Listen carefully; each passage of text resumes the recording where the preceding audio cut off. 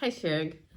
My name is Nancy Murdoch. If you don't know me, I'm from Chickamauga, Georgia, and I love makeup. I love anything beauty, fitness. I love health.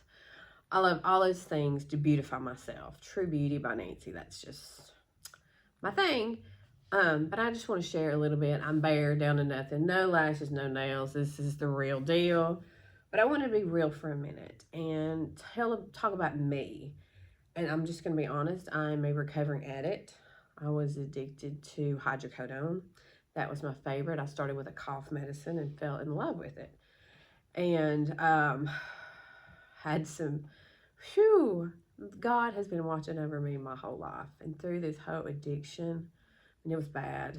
It was bad, bad. I worked for a doctor's office and I would phone them in for myself and fictitious names, make up birthdays, and I would call in to make sure it was okay. I would say I'm sending my cousin or my uncle. I'm in too much pain. Of course, go get pain pills. And of course, I got away with it for a few years, and got married. And my poor husband, he had to find out on our honeymoon that his wife was an addict. I mean, that's an annulment enough right there.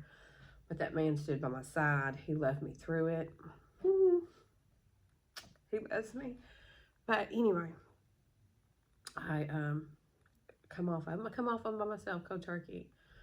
But probably about 10 years ago, I had a accident, ACL accident. Of course, that moment that I did that, I was drinking. I had issues with that. It wasn't pills; it was drinking.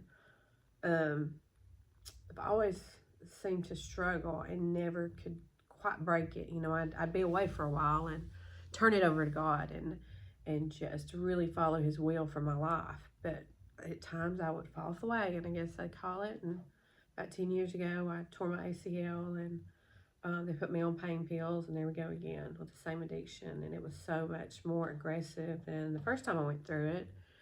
The second time, if my family, my community, my church didn't rally around me, I probably wouldn't be here right now. Addiction is real. Recovery is real. I'm living proof that there is life after an addiction and recovery, but it takes a whole tribe. It takes a whole community. It takes a lot to do it. You know, it gets easier. It gets easier day by day, month by month, year by year. I'm not going to sit here and say I've never struggled again since then. I've had a few bouts. Alcohol might have got me again. But for an addict, I can't do it. Can't do it. And there's got to be boundaries around people that are in recovery with the tribe and your community that will support you and they will help you. Because like I said, there is recovery. There is life after recovery. There is a joyous life waiting for you on the other side. If you're struggling with an addiction, there is help. And there is God that can step in. If it hadn't been for Jesus, me and Jesus, it was me and Jesus in those recovery rooms. And the detox room, it was me and Jesus. And we got on a personal relationship. And I truly believe that's what saved my life. It was my family. And that's family. I had 2 interventions.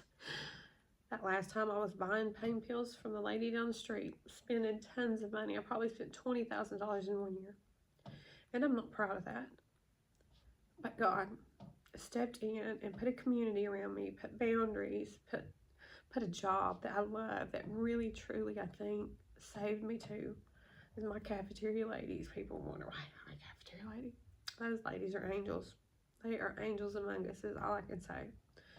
And I think I've shared all I wanted to share about that thing, that subject in my life. That is behind me. I'm recovering. I'm a better person now. And I try to help people that are struggling, because this disease, it will kill you. It will kill you. And I was on the verge. I was living on the edge with a loaded gun to my head, playing Russian roulette. There's a better way. I'm telling you, Shug. If you need help, reach out to me. There is help out there. There is recovery. You guys have a wonderful day.